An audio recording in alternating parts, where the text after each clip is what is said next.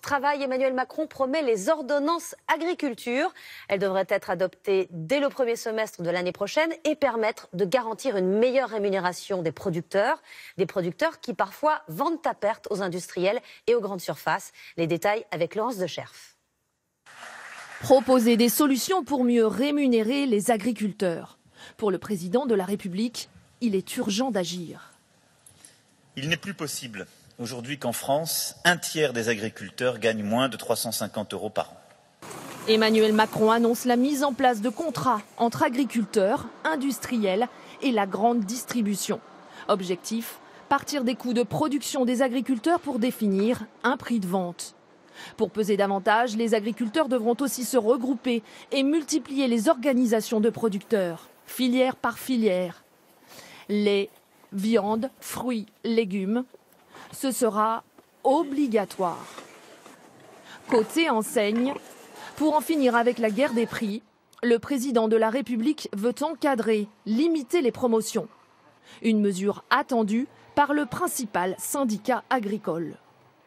La France, si elle monte en gamme, doit aussi monter en gamme en termes de prix, quelques centimes du consommateur, un retour aux producteurs et nous aurons des filières en meilleure santé. Le seuil de revente à perte des produits sera également relevé pour les magasins. La grande majorité des enseignes y est favorable. C'est une proposition que nous avons fait ensemble avec les agriculteurs, avec les industriels, avec les distributeurs, parce que c'est quelque chose qui va permettre une meilleure péréquation entre les produits. Des mesures qui feront l'objet d'une loi d'ici à juin 2018. Pour aller plus vite, le chef de l'État envisage d'avoir recours à des ordonnances. Bonsoir Jean-Paul Chapelle. Bonsoir Anne-Sophie. Alors Emmanuel Macron a évoqué le relèvement du seuil de revente à perte, même si ce n'est pas dans les médias.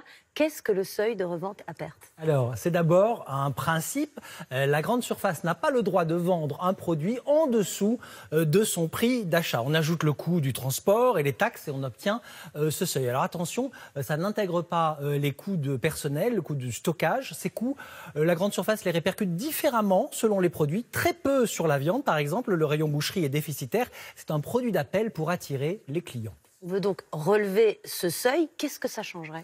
Alors, ça va changer des choses. On va obliger la grande surface à vendre plus cher avec un objectif que ce surplus soit répercuté aux agriculteurs. Par exemple, l'éleveur de bœuf qui vend aujourd'hui sa viande en dessous du coût de production.